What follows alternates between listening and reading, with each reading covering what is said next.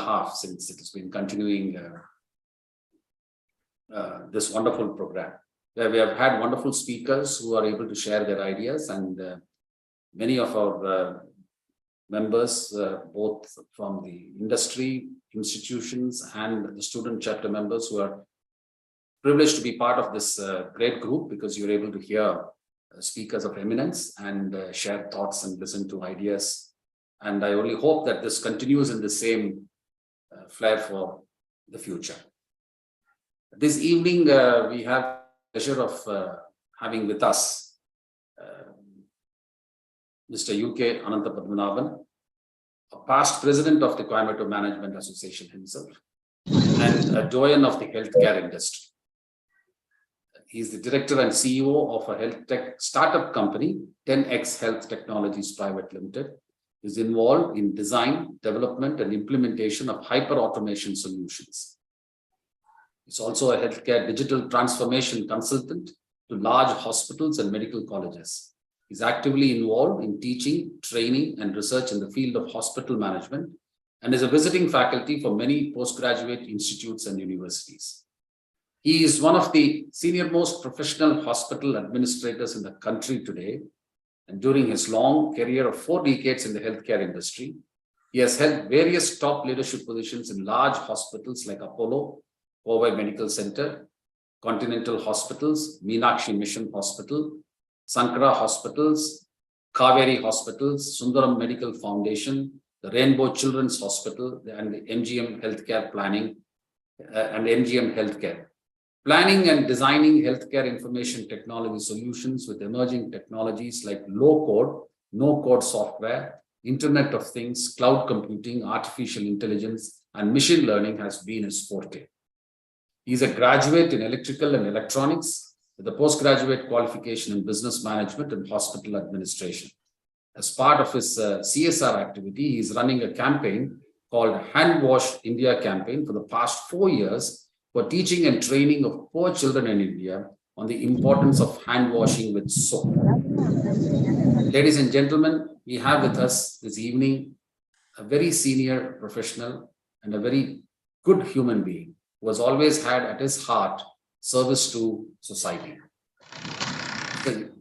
Anantha Padmanabhan, the floor is yours, sir.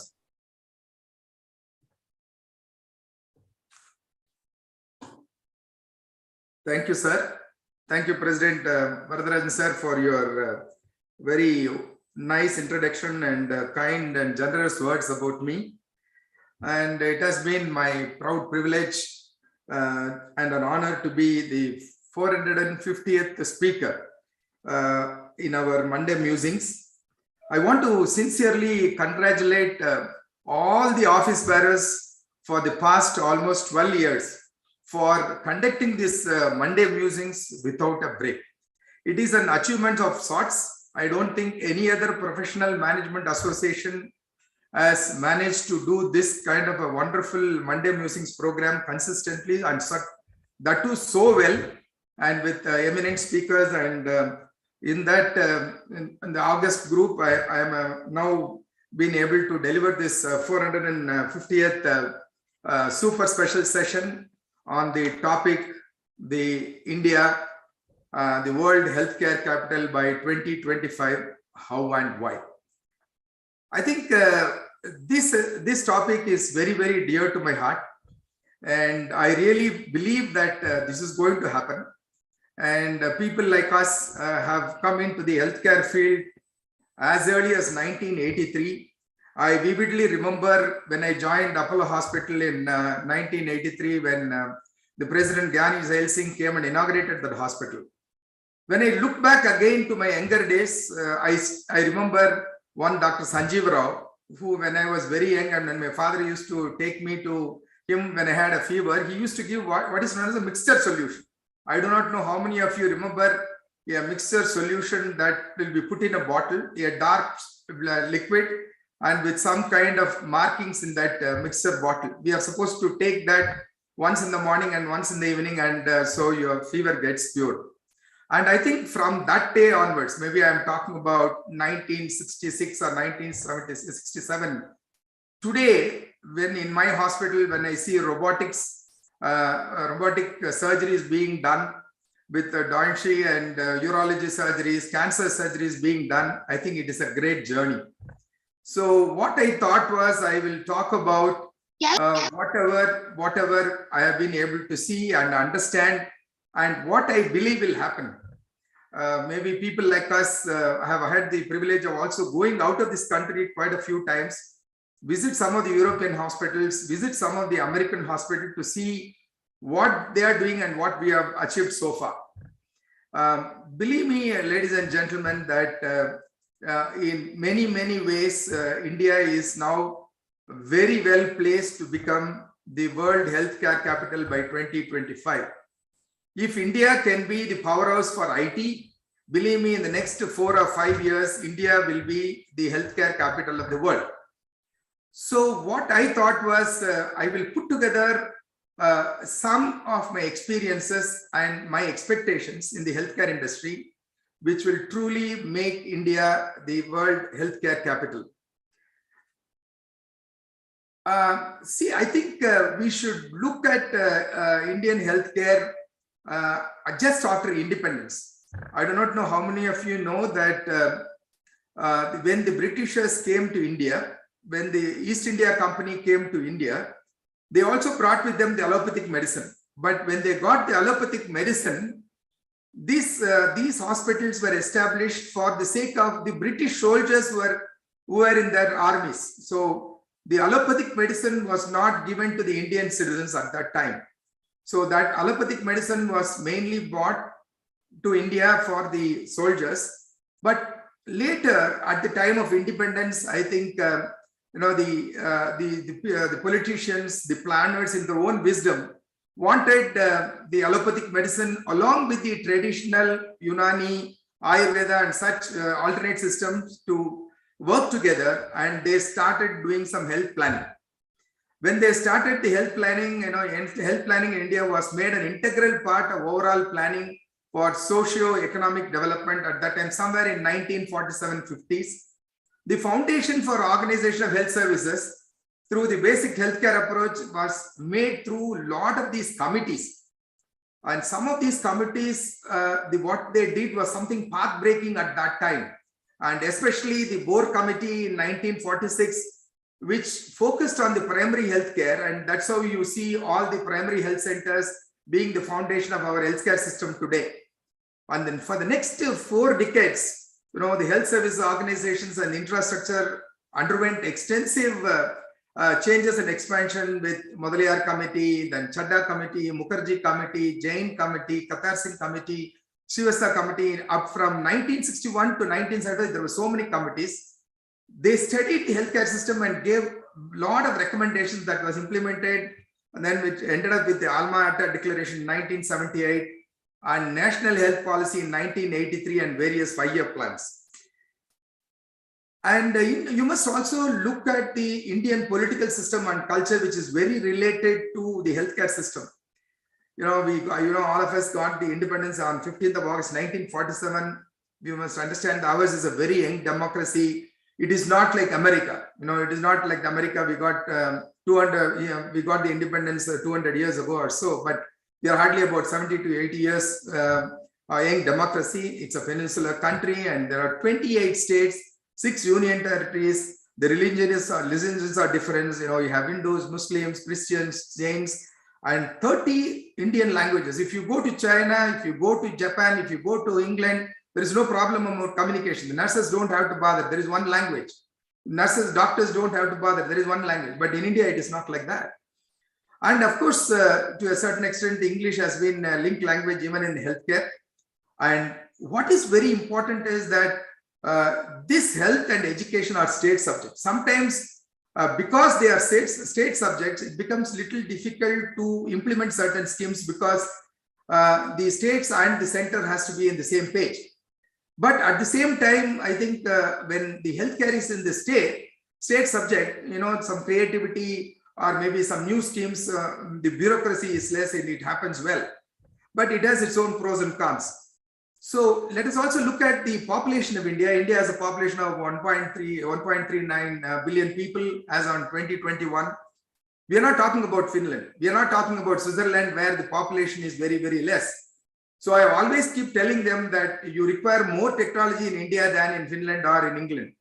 But because the population is huge and our population ratio, 48% of India's population is female and the rest of them are male, although I think the balance is there. So it's fairly good. And 35% of the people live in urban areas and 64% still live in rural areas. And the population is in, this is the demographic dividend is very, very important. I think we need to nurture the people who are below the age of 30. And we are also need to take care of the people who are growing old. Maybe we are not having the problem of China, we are not having the problem of Japan, but maybe another 20 years later, we will have the same problem. For all you know, we will have more problems because these people will become older by 50 or 60. So you need to strengthen our healthcare system, both in the preventive and also in the curative areas. As you know, the median age is about 28.4 years. That's very good. A very good working population, a great advantage to the nation. And the life expectancy was also increased to about 68 years. I remember when we got independence, it was around nearly half. It was only about 35 to 40. But because of a lot of these curative medicines that have come, a lot of hospitals, I think the age expectancy, the life expectancy has improved to about 68 years for men and 71 years for women. And in fact, it compares very well with that of many of the international, many of the foreign countries. India's population is about 7. You must understand that we constitute about 17.7% of the world population.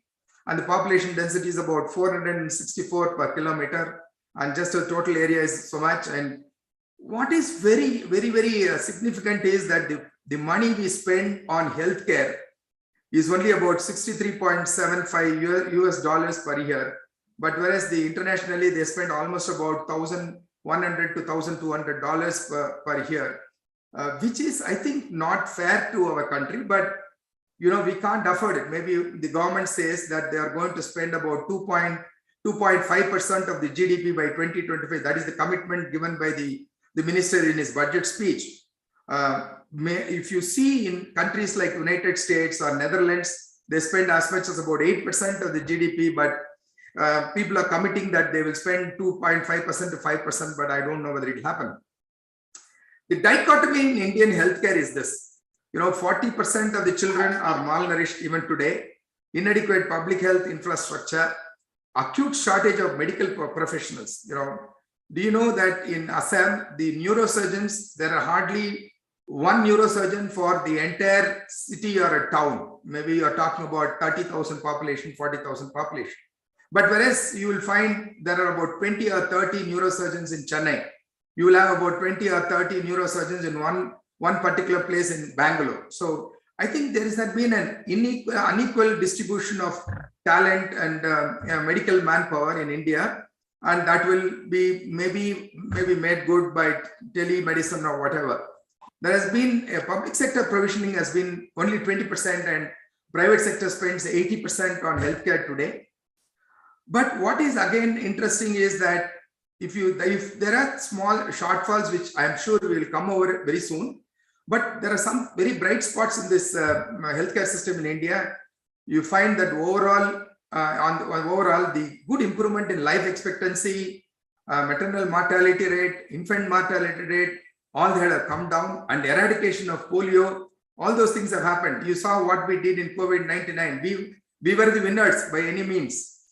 And corporate hospitals and medical colleges were established, and reforms were initiated like NEET, and huge private equity and venture capital and foreign and NRI investments have come in healthcare. So when we started early in 1980s, there was not even a loan. Believe me, the government was not prepared to give a loan like in other industries. I very well remember when Dr. P.C. Reddy went to Madam Indira Gandhi at that time. He told her that you should treat healthcare as an industry and you should give loan like you give it to other industries. She gave a special order. She gave an executive order to say that the healthcare can be funded by the financial institutions at that time. The financial institutions at that time were ICICI, IDBI. And so the hospitals at that time, including Coimbatore Medical Center, got loan from IDBI and ICICI.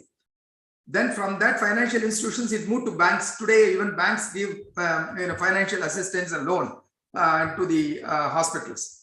And then the interesting part is the high-tech procedures like open heart surgeries, kidney transplant, hip replacement, knee replacement, all that are done at a fraction of a cost in US. And the emergence of medical tourism are very interesting things that have happened today.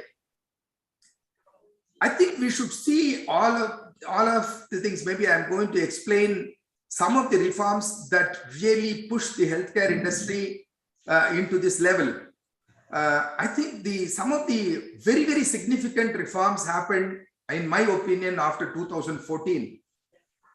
There was an acceleration of NABH accreditation system in healthcare institutions and clinics and hospitals, aggressively promoting health insurance both in private and government sector.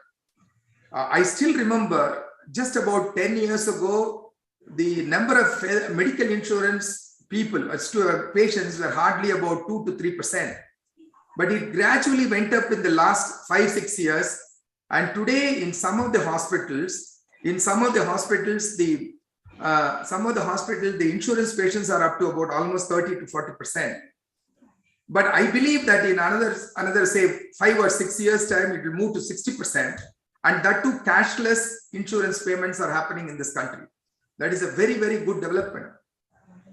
But again, what is interesting is that the government sector also moved into it, like our, government insurance scheme for the poor people. Then maybe we have the central government sponsored insurance scheme. And over a period of time, I believe from the private sector, if you are able to cover about 30 to 40% of the people, the government will cover another 30 to 40% of the people who are below the poverty line.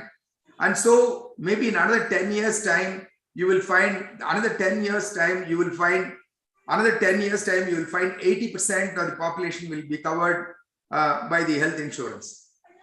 And another very interesting reform is replacing of Medical Council of India with National Medical Commission.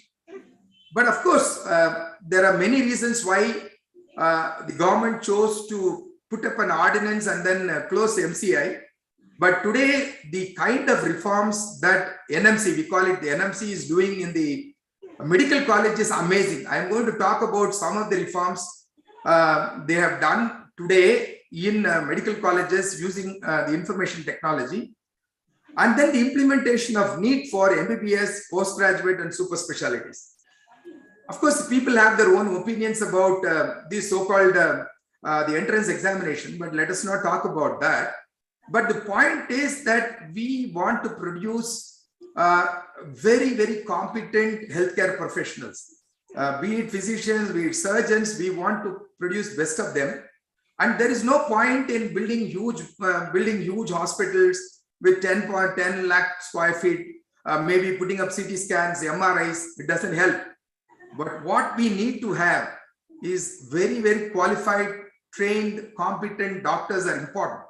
And I think the so-called reforms in the medical colleges, in allied institutions like nursing, occupational therapy, physiotherapy, pharmacy, all this will give you a great pool of very qualified and trained professionals, which will really, really support.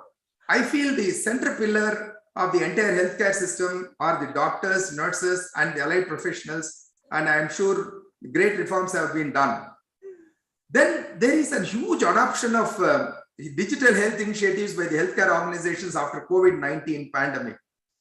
People like us have been great proponents of healthcare, IT.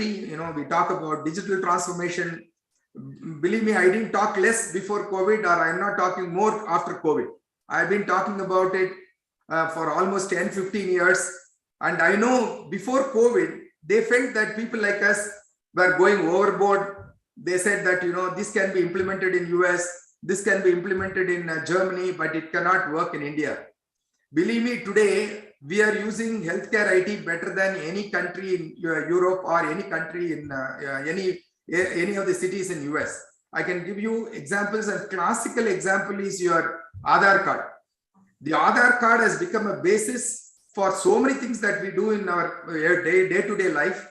And now we are going to link that Aadhaar card to the UHID, which government is bringing for Universal Health ID, which I think will become one of the most important reforms that will happen in the country. Because with that UHID, you can have interoperability. You can go to any hospital like you do in bank. Today, you can bank today with Bank of Baroda today, and you can transfer money to HDFC Bank or SBI. In the same way, that kind of revolutionary reforms are happening with the interoperability in healthcare system. And so you will be able to take treatment today in Coimbatore. Maybe after about 2 years, you can go to some hospital in Assam. From there, you can go to some hospital in maybe in Maharashtra and take the treatment. So the government is working on some of the IT systems as interoperability at its core. Then another thing that happened was, of course, ever since some of the corporate hospitals came up in 1983, they have been spending a lot of money on the latest technology in terms of biomedical equipment. Maybe they did not spend much on IT, but they spent a lot of money, whether it's buying CT scan or MRI or linear accelerator or maybe cath lab. Hello, can you mute it, please? Yes, okay, you please carry on. Can I go on? Yeah, please carry on. So the latest biomedical equipments and technologies in treatment made a lot of difference, even in medical tourism for that matter. So today, any of the hospitals, governments, like, believe me, some of the government hospitals, especially in Bangalore and all that, you find they are all very well equipped with the best of the cath labs, best of the CT scans. And I am amazed by the kind of equipments and facilities and training facilities they have. So today you find both corporate hospitals and government hospitals have very good biomedical equipment and technology technicians to work on them.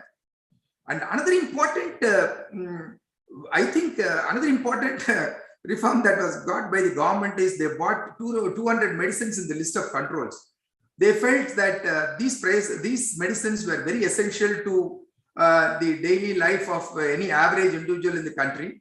So some of the cancer drugs and all that, and so they brought these drugs in the control, and they brought down the prices also. And they also capped some of the medicines and stent charges. Some people feel that it is not right, but I think people were going overboard. Maybe a stent that was costing 20,000 rupees, there were some people, not everybody, a few of them were charging about almost 50,000 or 1 lakh, and that was not acceptable. So the government put some cap on those stents and implants and all that.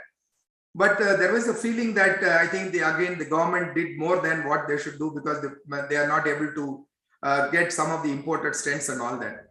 But still, I think it did some good to the average Indian in terms of some of those implants.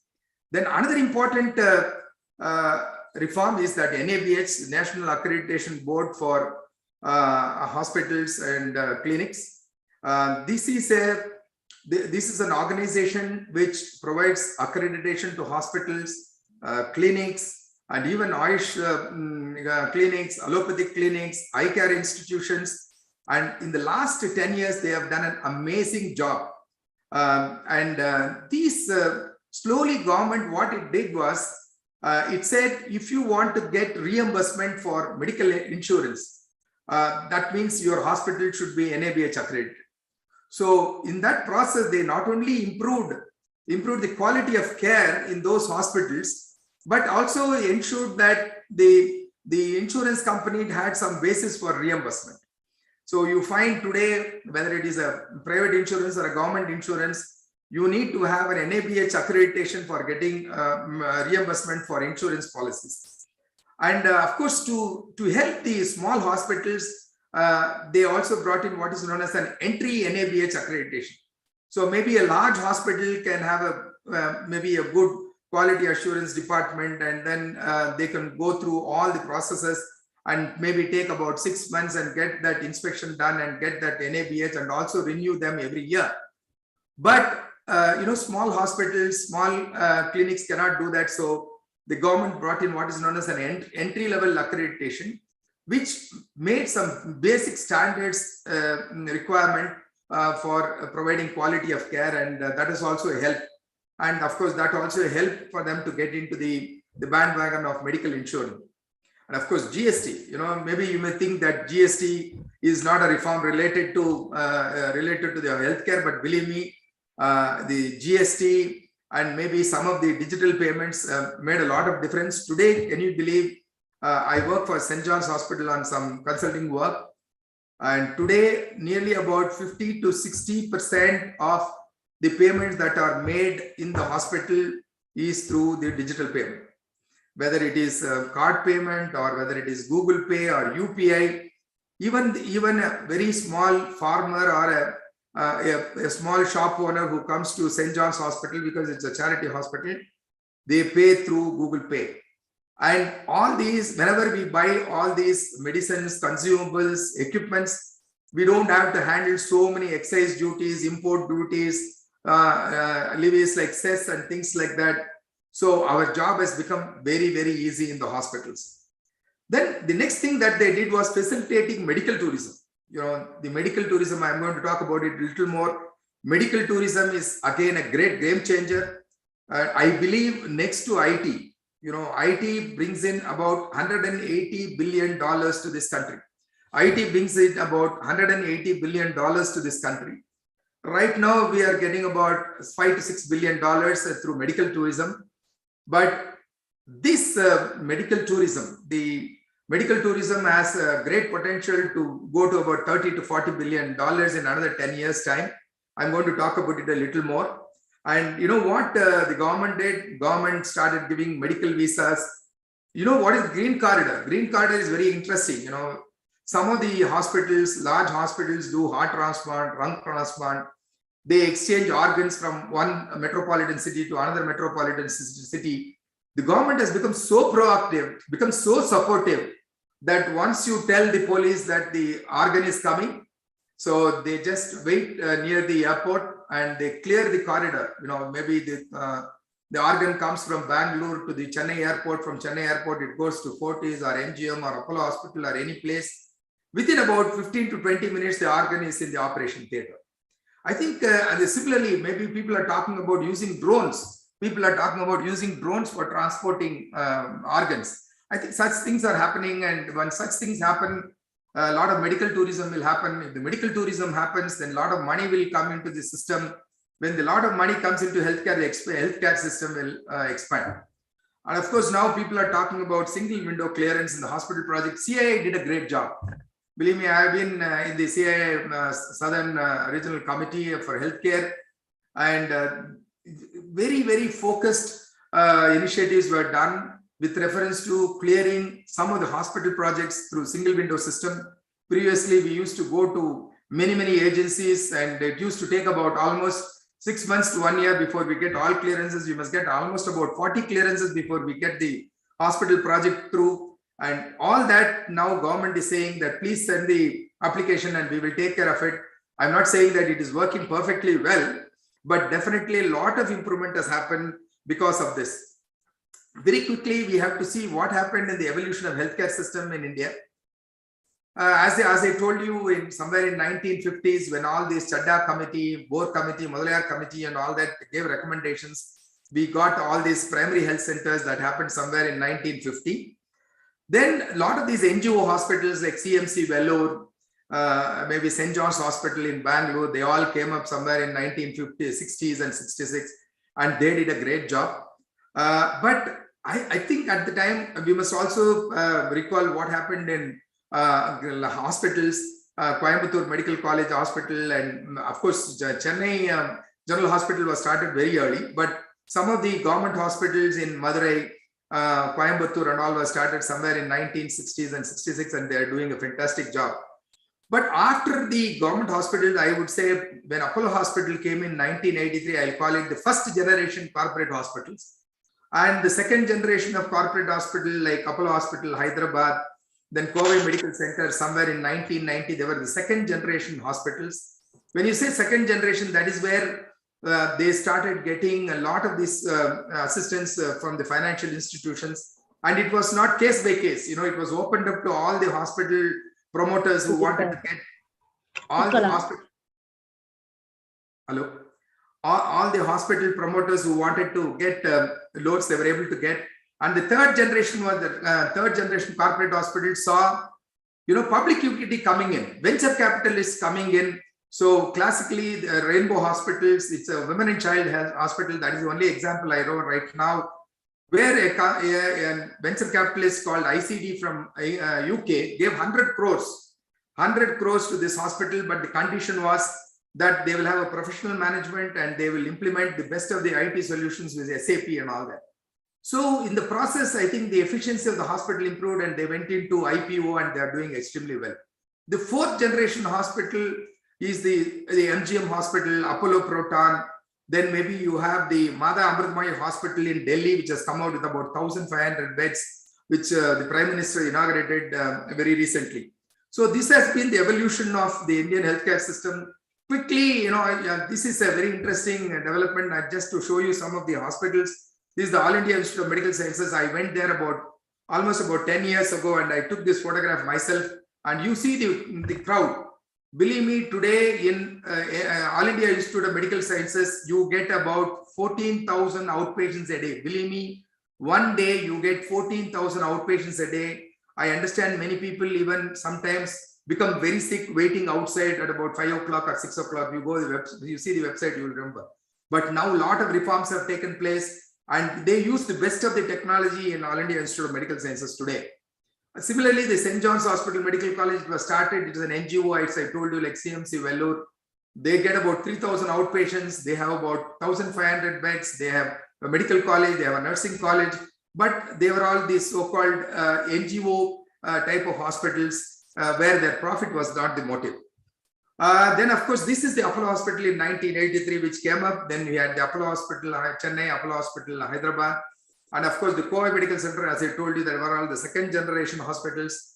And this is all, Kaveri Hospital is also a part of that second generation hospital, where they established a hospital not only in metropolitan cities, but they did it in Trichy.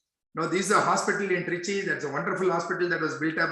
Again, that was done through the investments from the private equity and other people.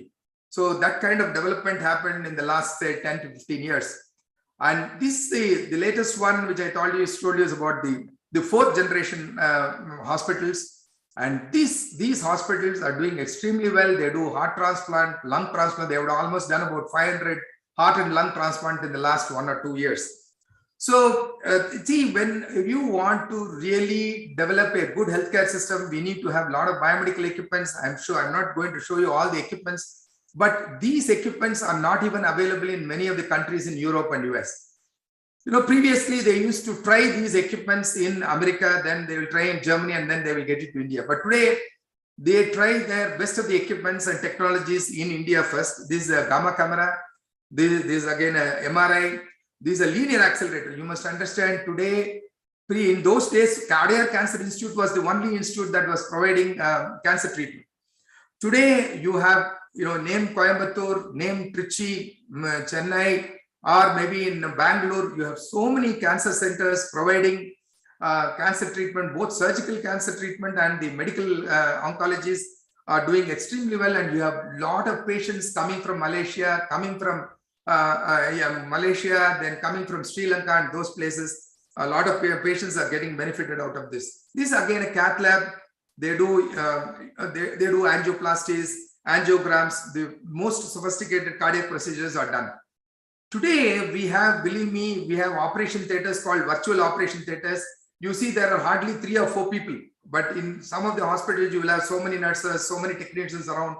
But we are able to perform most complex oncology surgeries. You are seeing a surgeon doing an oncology surgery with just about 2 or 3 people, because everything is automated. Laparoscope is automated, automatic lights, cables, endoscopes, or you see at the back, everything is automated. And so because of this, the quality of care has also improved. And of course, the laboratory equipments are also done. And these equipments, you can process about 500 to 600 samples just like that in a matter of few hours. So I think it is just not, as I told you before, it is just not about medical equipment, not about buildings, but it is about the medical expertise that makes all the difference. You know, I'm really, really proud that I was able to work with some of these people, but I'm only trying to list a few of them whom I know really. You know, it is these medical expertise that made all the difference to the Indian healthcare system, and that is what is going to make the difference in the future too. You know, you take Dr. Girinath in Apollo Hospital. Believe me, he has done 25,000 open heart surgeries till now. Dr. Mani, so many kidney transplant. Dr. Matthew Joseph, the most number of angioplasties was done by him. Take over Dr. Narayana Rajshekaran, Dr. Raj Sabapathy of Ganga Hospital.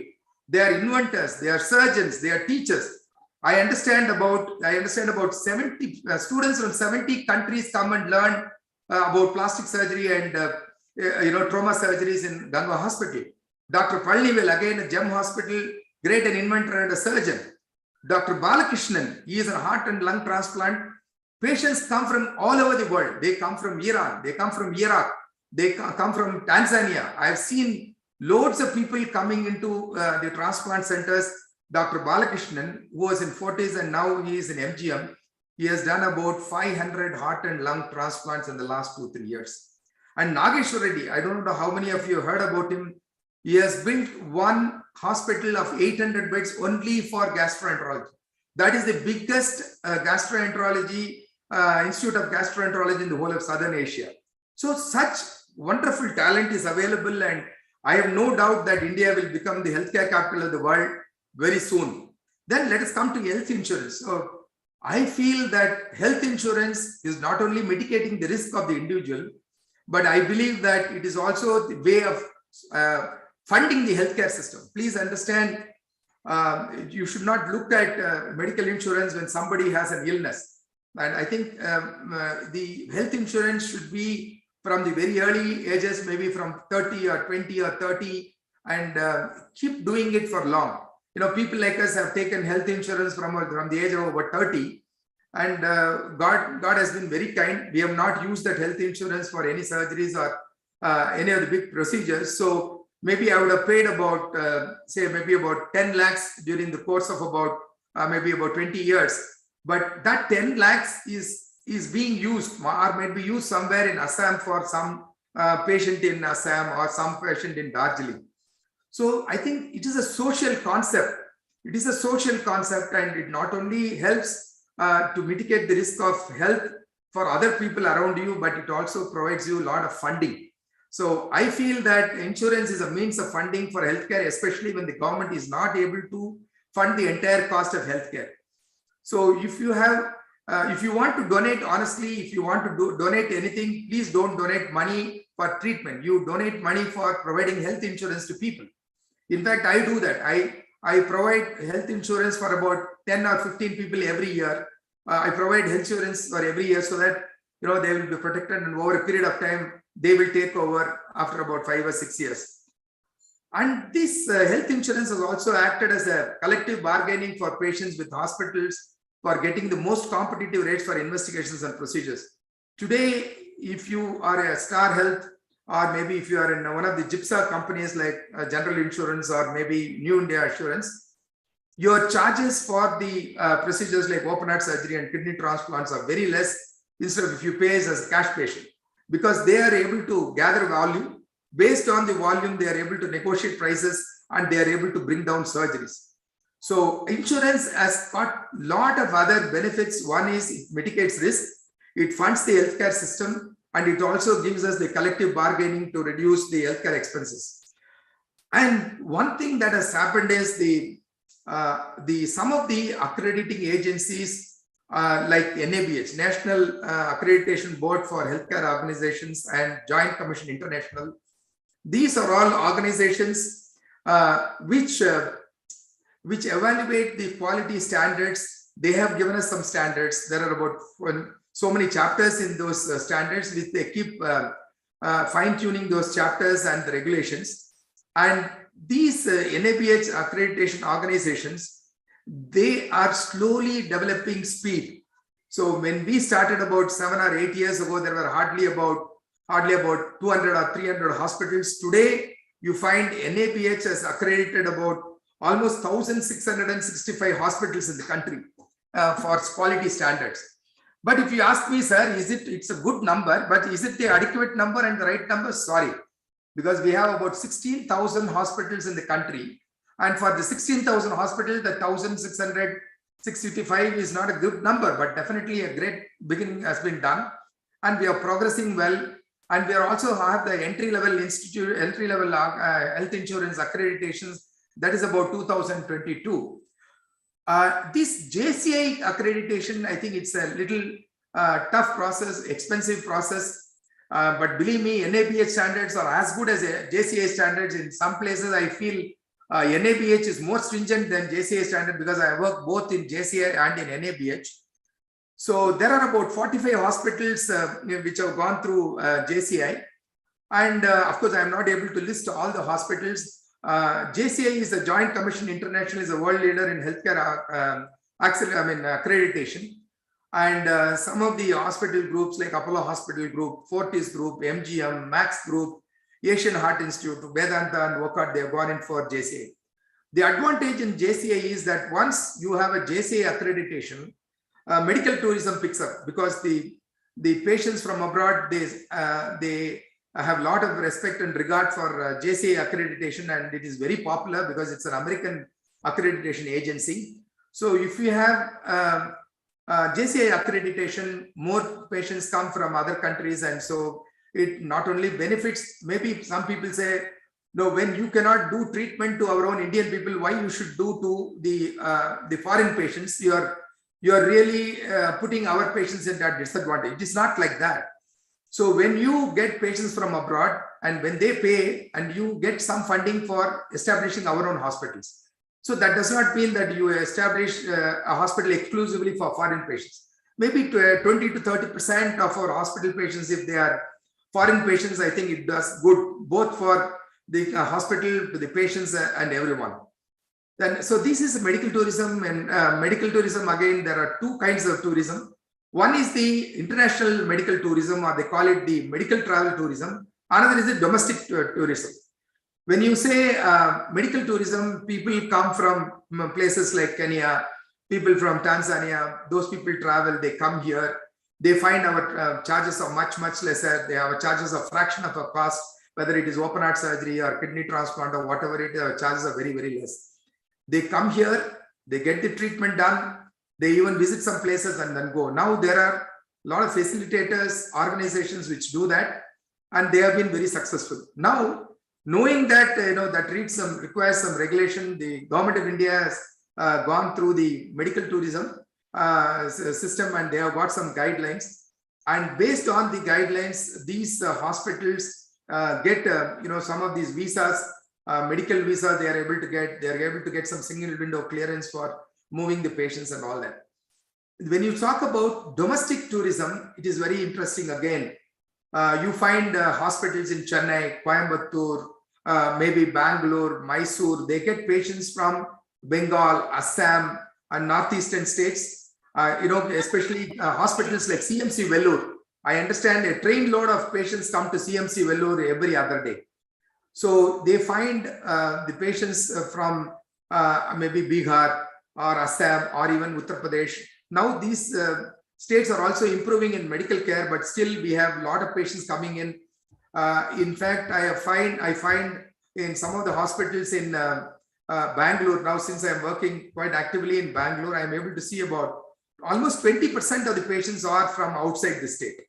So that is called the domestic medical tourism, and that is also picking up a lot. And the government has brought out what is known as a wellness tourism. I don't know how many of you have seen this wellness tourism. In wellness tourism, we have potential wellness tourism is about Ayurveda, Yoga, Siddha, Naturopathy, and government has brought this into their tourism development scope, and they are also trying to advise, guide the patients. And they also are trying to put some NABH regulations on that. But believe me, some of these institutions in Kerala do a lot of work with these patients, and they are also earning a lot of revenue, and it is very, very popular. This is called wellness tourism. Why India is an ultimate medical tourism destination? Most of our doctors and surgeons in Indian hospitals are trained, and they are trained in Europe and US, and so the foreign patients have a lot of confidence in them. Most of our doctors talk, doctors speak, nurses speak English, unlike Japanese or unlike Chinese. The state-of-the-art medical and diagnostic equipments are available from companies like Philips, Siemens, and so many other companies like General Electric. Most complex and medical surgical procedures are done at a fraction of a cost when compared to US or any other European Asian country. Thailand, Bumrangod Hospital is a great hospital. It does a lot of medical tourism work. They get almost 80% of the patients are from outside. But we have not reached that stage, but some of our hospitals are even better than those hospitals. And then the medical treatment outcomes in India is as good or even better in many of the hospitals. Believe me, we are able to provide 98% results as far as open heart surgeries are concerned today. That is the level of quality of care that we are able to render, and very less waiting period for diagnostics or surgical treatment or procedure. Today, if you have a problem, and I understand recently one of our friends went from Chennai to US. When he was getting down in US airport, he found his entire seat was full of blood, and his pants were all blood, and apparently he was bleeding throughout the night in the aircraft. And we went to the emergency in California. They treated him as an emergency patient, but they wanted to do a colonoscopy. When they wanted to do a colonoscopy, they said December 15th is the appointment that was given to him. But whereas in India, we would have done it in a matter of 1 or 2 days, we would have done the colonoscopy in our hospitals. I think the waiting time is is a big problem in some of those countries, and I am sure that will be our greatest advantage. What is the ranking of India? India is number 7 among the ranked 7 among the 20 wellness tourism markets, and with over 560 lakh trips made, and tourists from Turkey, Bangladesh, Afghanistan, Oman, Iraq, Maldives, and all come here. Kenya is among the most nations whose citizens visit India for medical tourism, and the medical value tourism in India is estimated to reach $13 billion by 2025. $13 billion. One thing you must understand is that healthcare provides the maximum employment.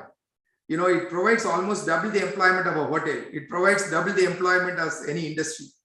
To treat one patient, we require at least about 15 different professionals. You require doctors, you require nurses, you require technicians, you require food service people, you require engineers. And so, can you believe in a hospital where there are about 1,000 beds, we have employees of about 4,000 employees are there. So it can be 1:4. So the more number of hospitals you build, you get a lot of employment opportunities as well. So last is the digital health, and digital transformation is a process of re-engineering, simplifying, digitizing, automating, and building cognitive responsibilities in all systems and processes in the organization, using emerging technologies to fundamentally change, operate, deliver value and experience to the internal and external customers, patients. But mind you, maybe we have been doing great work in engineering industries, but maybe healthcare has been slow in adopting technology. But thanks to COVID, a lot of technology improvements have happened, and we have been leapfrogging in technology and in telecom, and as well as in information technology. Enormous support and encouragement from the government and by the state under the Digital India initiatives. Healthcare has been a slow adopter, but healthcare organizations are slowly changing their focus from automation. See, in those days, they were only talking about tally, they were only talking about some ERP solutions, maybe a simple billing solution and all that. Today, they are talking about ERP solutions from SAP or maybe Microsoft, or maybe from Oracle to HIS solutions to low-code, no-code applications. And I think there has been truly a digital transformation happening, and that really helped because once you have interoperability, we are able to communicate with other hospitals. So we are able to move from one hospital to another. It not only helps the domestic population, but our own citizens, but it also helps the medical tourism patients. And major drivers of healthcare IT establishment in large hospitals in the private sector, and insurance penetration, accreditation requirements, and so on. So I think the IT has been a great driver. There has been a revolution, and that has a spillover effect on healthcare. So I think with the green revolution and white revolution, IT revolution happened. Now we are waiting for the healthcare revolution to happen in India, and that is going to happen. India has the largest IT skilled manpower of the world. Like this Aadhaar number where 1.2 billion people are enrolled, and this UPI platform with about 10.72 transactions happening. Same thing is going to happen with UPI. So with this, so much of internet users, with 62 crore internet users are there. Internet penetration is about 45%. We have 44.8 crore social media users, 152 crore mobile users in India. Believe me, I just want to give you one very small example which was done in the government hospital. Mind you, government hospitals in Karnataka, about 10 government hospitals, and of course in St. John's Hospital also has been done. They get about 2,000 to 3,000 outpatients a day. Out of that, about 500 to 600 are new outpatients. And these outpatients have to fill up a form. To filling up a form, they will take about 5 minutes. Then again, they have to go and stand in the queue. And when they stand in the queue, it takes about almost 45 minutes for them to get their chance. So for registration alone, new patients were taking about almost an hour and a half. But today, with this mobile application, we have given them a mobile application. They can do self-registration. We just give them a URL. They fill up the form, and that once they fill up the form, it goes into the HIS. So what all they have to do is they have to just go to the counter, make the payment, and move on. So with the net result, the waiting time for all that 500 to 600 patients has come down by a fraction. Maybe what was taking about 1 hour hardly takes about 5 minutes or so. What is very interesting is, this kind of mobile usage in hospital is okay, is common in some corporate hospitals or maybe even in hospitals like St. John's and all that. But doing it in government hospitals, in fact, Health Secretary of Karnataka came and gave this case study in one of the hospital functions. And I think it was very, very interesting. And the last one, of course, is the Ayushman Bharat digital mission. People are expecting a lot from this. I think a lot of work has been done. The journey so far has been good. This is going to become the flagship insurance initiative by the government. And we are also talking about unique identifier, UHID, for all the citizens, like we have done for Aadhaar card. So maybe in course of time, you will find this Aadhaar card and the health card will be integrated, and all these medical treatment for all these insurance patients from Ayushman Bharat will happen through this UHID. And the last one, which I want to tell you, is this: the reform that has happened in the medical colleges. Unbelievable. And today, can you believe that MCA has been abolished to an ordinance for many reasons, which all of us know. The National Medical Commission was formed on the 25th of September, and people said it will be a non-starter and it will be whether it will be a disruptor. But believe me, it has become really a disruptor. There are about 643 private government colleges. There are about 97,093 medical seats. And what the government has done is, government has connected all the 600 medical colleges with 25 video cameras in each hospital. And they have also ensured that biometric attendance is there for all the faculty members, whether he is a professor or assistant professor or a PG. All these people have to mark their attendance in the biometric system, and they will be monitored through a video camera system.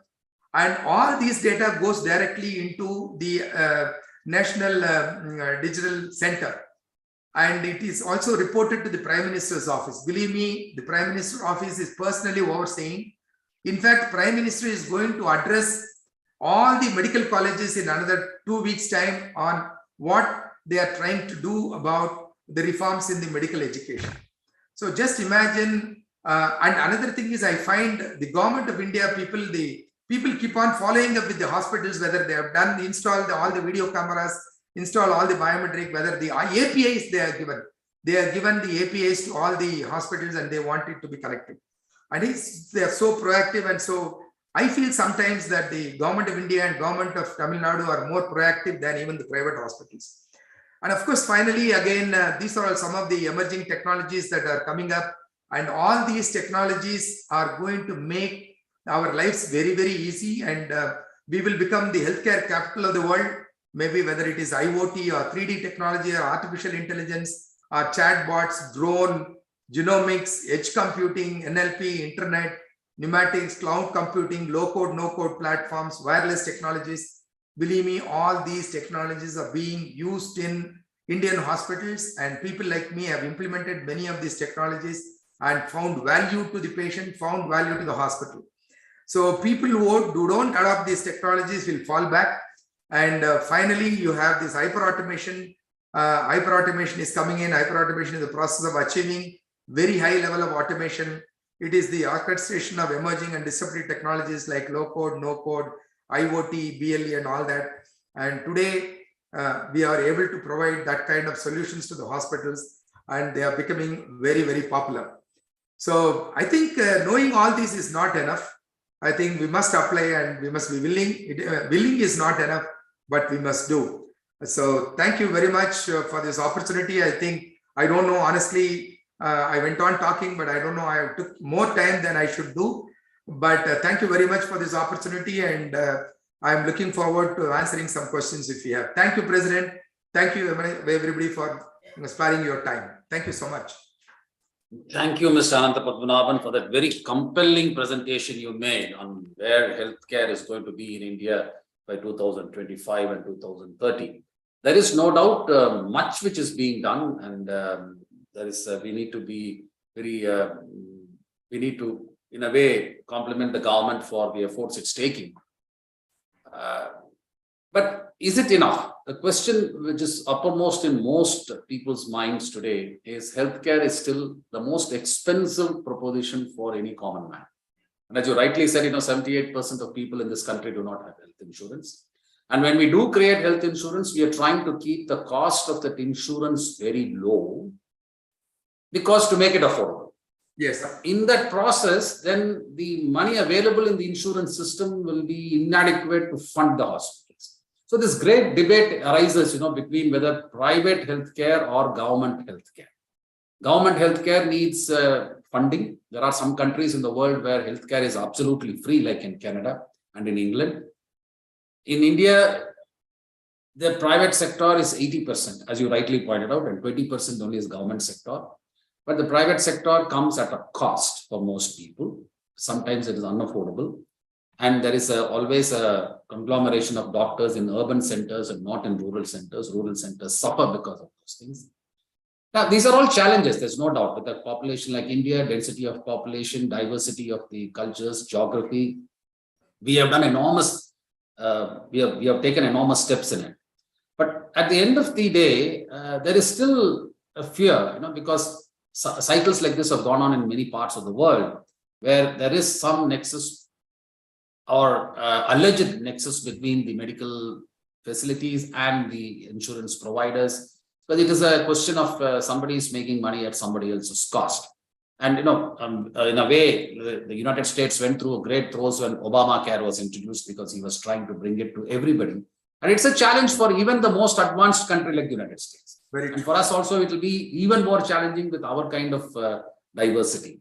In this kind of a situation, Mr. Anantha Padmanabhan, I think many speakers also have been raising those questions in the chat box, is how do we see India providing for healthcare for its own people? Yeah, as a world tourism, etc. For as a medical tourism destination, that's an industry. But primarily, healthcare becomes of particular necessity to every individual common man. We're looking at our own people. So how do we answer that question? I think it's a very appropriate question at this point of time. See, the point is, why talk about medical tourism when you are not able to manage your own people with good healthcare?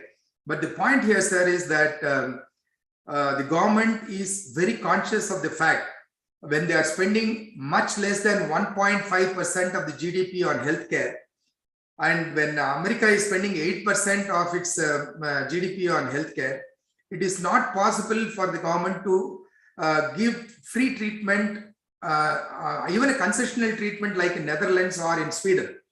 So we necessarily need to have some mechanism, and that mechanism is definitely an insurance mechanism. Okay. But the insurance becomes very, very viable only when there is a spread of the insurance concept.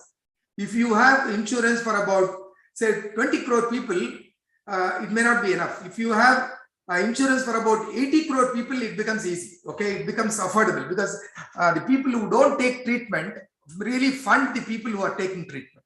Okay, so you need to increase the base of the insurance. So that's exactly what government is trying to do. So the middle class, if you are talking about say 300 crores of middle class people are there, that those 300 crores of middle class people will be taken care of by the private insurance, and about 400 to 500 crores will be taken over by the government like Ayushman Bharat or MEMO's Chief Minister's Insurance Scheme and all that. But nevertheless, both the so-called poor people and the middle class people will be covered. So I believe that insurance is the only way to go forward as far as the medical health care is concerned. But I feel that the government is not doing enough.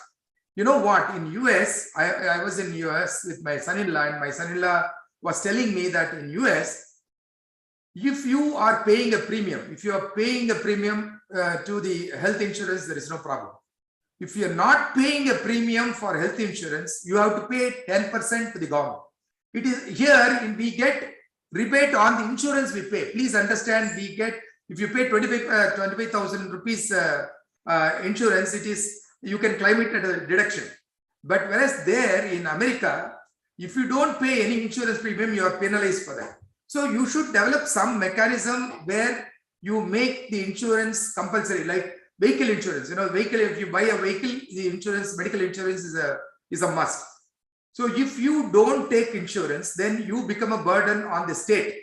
So, so more and more facilities have to be given, more and more treatments have to be given, and so it becomes expensive. So if you can develop some insurance schemes where you incentivize more for the insurance and also cover a larger base of people, I think the healthcare will be equitable, will be universal. That is my opinion. There is no other way that government can provide free. I appreciate that, sir. Now, see, even the Pradhan Mantri scheme, you know, I forget the full name of it, no, the Arogya scheme which was started. Yes. Unfortunately, there are many hospitals which do not honor the obligations under it. No? There is always that sort of a pushback from them. They may have their own compulsions, you know, because I'm not here to pass judgment as to why they do those things. But nevertheless, it is a fact. You know, there is a pushback that why are we being, why are caps being put on the prices we can charge? Why, you know, even medical equipment companies, if they have been compelled to provide equipment at a certain cost, because most of them have been funded by private investment, and they are looking at shareholders' return on shareholders' wealth. And universally, unlike in India, they look at shareholders' wealth return at anywhere up to 40%. You know, here in India, if you make 8% per year ROI, we are quite happy. But there, you know, they look at much higher values. So in this context, how do we address this problem? Because there is, you know, this fear that the hospitals many times are genuine, for reasons of their own, not honoring their obligations. Yes, President. I have been working in corporate hospitals. I have been working in non-profit hospitals. I have been also working in charitable hospitals. But one thing I find is that non-profit hospitals are fine in the sense that you can sustain them because you charge the patient, you get that money and put it back into the hospital. Okay. But if you're talking about charitable hospital, if you have to constantly look for donations and work, it doesn't work. Like you said, you know, the equipments are expensive, the professionals are expensive, consumables are expensive. So it may be little difficult to run an healthcare institution with just by funding or getting some donations. But I concede, because I worked in the corporate hospital, I concede that profiteering is bad, but profit is not a bad word. Please understand, profiteering is bad, but profit is not a bad word. unless there is some incentive for people to work, unless there is, like in IT companies, the profitability they have in the IT companies. So I think you need to have a profit. And I find some of the hospitals are now at least getting about 12%. A well-run hospital can get about 12 to 13% net profit. It is possible, and going beyond that may be a overkill. But 13 to 14% is fair enough. And I think you should allow that to happen. But at the same time, you need to have a lot of regulations. Regulations are extremely important. But in the name of regulation, you should not strangle the hospitals, right? So sometimes the hospitals feel that you're putting too much of cap on the consumables, you're putting too much of cap on the procedures and all that. But that is a constant debate, and a constant debate that has to go on, and we need to settle. But at the same time, we need to be conscious that the people should not be charged more for what they deserve. That is for sure. But I think health insurance can be a great tool, because the insurance people will be able to have volumes and negotiate charges from the hospitals. I think that is my opinion. Now, that should be a good way forward. If there are any other questions, let me just wrap up with maybe one or two questions from anybody else who would like to answer, because I tried to summarize some of the questions which were being posed by many of the participants today. Do we have any other questions, ladies and gentlemen? Not a question. I'm Krishna Kumar. It's been an absolutely wonderful presentation and very fitting kind of talk for the 450th meeting of Monday Musings. Team and to the speaker.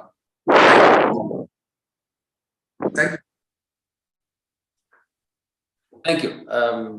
So thank you so much, Mr. Anantha Padmanabhan. It's been wonderful listening to you, and it's been an eye-opener for most of us. I'm very certain about that. And I really do hope that the insurance companies are able to reach out to the vast majority of the nation's people, because there has been much being done on this. There are some examples where they have already been trying to do this for farmers' agricultural insurance for crop damage, etc., which is it has had its challenges, but it's still going on. And I do hope that health will become a priority for this country, and we hope that the expenditure on health will go up from the very meager amounts as it is today, as it's less than 2% of the GDP. And it will be a tall idea to get up to 5%, but I think this country needs it. And I think this country can do it. And with, because it is something which will require, as you rightly pointed out, with the aging population slowly, because today we are a young population, but going forward, there will be aging, and we will need to support everybody in this country. I thank you very much for your very compelling presentation of this evening. Dr. Ravindran, can I request you to please give the vote of thanks? Yeah, sure, President. And like you mentioned, our treasurer Krishnumar also acknowledged it. I think it's very structured presentation. I think the topic he selected is India, the World Healthcare Capital by 2025. He justified it in a very, very step-by-step manner. I think covering about what was after independence, how it got evolutionized, and the Indian expertise on infrastructure and doctors and the cost, and also government support. I think it was very, very, I think you, Mr. Anantha Padmanabhan, I think you very well augmented your topic with all supporting details. Thank you, sir. And the medical employment, I think you touched upon, especially on the IT part. Since an IT person, I really vouch the development happening over there in a big way. I think I am also hearing through my IT friends working in hospitals, like robotics, AML, digital medical records, I think hospital information system, etc. And of course, the social media innovation also very highly is there. And definitely you touched upon hyper automation. Definitely is not going to end over there. And the overall point of what you mentioned is correct. The healthcare industry is getting evolutionized internationally and very rapid space in India. That's why that India has become the 7th rank in the wellness tourism part actually. So it's a very wonderful presentation, Mr. Anantha Padmanabhan. Thanks a lot for that. And I also thank our president for setting the stage and giving his comments. And you also nicely consolidated some questions raised there. And you also posted questions and got the answers on behalf of them. And I also thank our other office bearers who attended this meeting. And this 450th session, no, I think, because we recently opened up the boundaries of Zoom. So we touched upon around 180. Am I correct, Vidya? I think one point of time, we Yes, touched doctor. 180. And I think YouTube channel also is open. There might be some good attendance over there. So thanks a lot for all attendees, no, for because this industry, I think we rarely cover. I think our president can vouch, we cover all industries. This healthcare industry we rarely cover, and we got a good speaker today. He covered it very well. I think I invited some of my CEO friends from CEO Club, those who are working in hospitals. I think they are also attending it. Thanks a lot for them. And the last but not the least, again, Vidya and Sundar, thanks a lot for your support in arranging the session. So thanks a lot to everyone. Yeah. Thank you. Thank you and good night, sir. Good night. Good night. Thank you, everybody. Good night. Yes. Thank you so much. Yes.